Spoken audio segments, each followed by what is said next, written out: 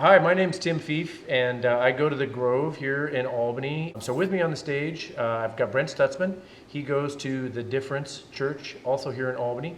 Kevin Konzelman, who goes to the Shift, along with Dale Arney, also goes to the Shift.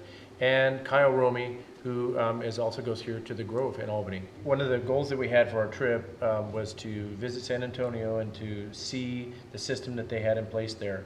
But really was to build a design around a water system that could serve fresh water in a church in Santa Familia. Kevin, what leads you to a project like this in Belize and with water, and how does it relate to your life and your faith and what you do day to day? Yeah, well, the three of us work at Stutzman Services here in town, which is only important because we manage water. And what we say all the time is that water is life's most valuable resource. That's sort of an obvious statement. But what's not obvious is that there's millions of people without clean drinking water, and so we take that for granted here. What would that mean to you and your family and to the church if they Well, had water? that would mean a lot to the church, and especially to the village itself, to the community, because the community is big enough, and it doesn't have a purified drinking water. It has a tank, but it doesn't have the equipment to filter it. Okay. So it's only from the river, it is pumped to the tank, and the tank is distributed to the village, so it's not recommended for drinking. Yeah. Well, that would be a nice idea, because in the church we will be having that and purified water. That's a very nice thing to hear about that. Yeah. In short, for me, we're called to serve, we're called to help the least of these.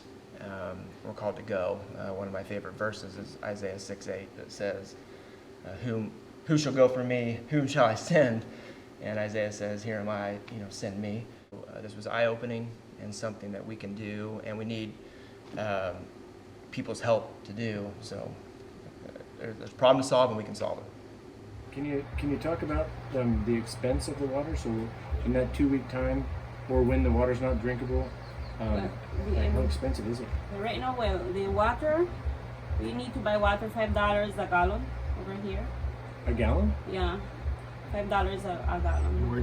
Where do you have to go to get it? Right there at the shop. Okay. Well, sometimes they come and sell water here, $3.50 a gallon. But if we buy water every 2 days, because water, yes, we need to cook and drink. Yeah. Because the water from the river, that's not good. Dale, when we got to San Antonio, what happened that day? So that was definitely divine that day. And what was great is when they were there waiting for us when we arrived, and I really didn't know what to expect. We went there thinking that if they had the right stuff, that we'd try and see. But I'll be honest with you, maybe you have little faith. I was a little skeptical on whether I could make that happen or we could make that happen in this one trip. But they showed us their water system. So they had a few things mounted on the wall. Well, we all go in there and start opening things up and seeing what they have. But let's just say God moved. And by about 10 o'clock that night, they had clear drinking water coming out. That we took a test kit, a small test kit with us, and it did test clean for us as far as clear bacteria at that night. So that was amazing. That was awesome. Until finally managed to put under something that you saw when you came, that was it, that was after a month, I would say. Yeah. And today, it's just like a miracle, Phew.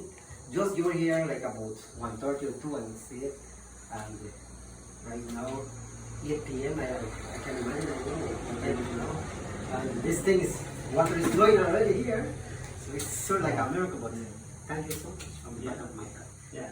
Kyle, this was your first visit to Belize, and kind of really your first mission trip. What was different when you got down there than what you expected? How was it different than what you had in your mind about what was going to happen? I thought that I had a little bit of experience listening to people from our church give their experiences on other times that they had gone down to Belize, my wife included, and the church has been down, I believe, 3 times now, and to do different pieces of work, and just to see truly communities pulling together. There wasn't one person that was standing back from the community and wanting to watch what was happening. Everybody was all hands on deck, ready to help, ready to be part of the solution, and that was just truly amazing to me. I knew that they were all great people, but that they are there ready to help provide solutions and try and make their community better. They just need a little bit of help with that. And I wasn't expecting that sort of passion for their community. What are you looking forward to the most on our trip back down? And this is something that I think the church body can resonate with, and that is that anytime a group of people can rally around a common cause, that it brings people together, which is to get clean drinking water to those in need in Belize, specifically Santa Familia at this time. But we even talked about it the other day coming back, is that we need sort of a poster child, or so to speak. I think that's maybe a bad phrase, but we need to get it right for one, and then we need to start thinking 10. And then we need to start thinking larger than that. And then we need to think about how to educate them so they can multiply. But I look forward to seeing people rally around that and bring people together.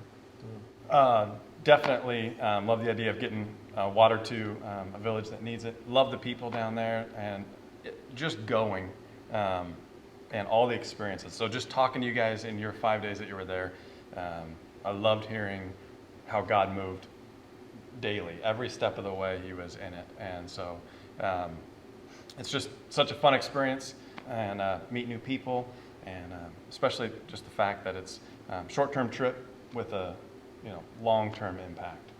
Yeah, that makes sense. That's really good. Because for many, many years, we have endured the challenge of water in the village. Even we have the rudimentary system of water here, but yet we cannot drink that water. So we are obliged to buy water, and it's very expensive.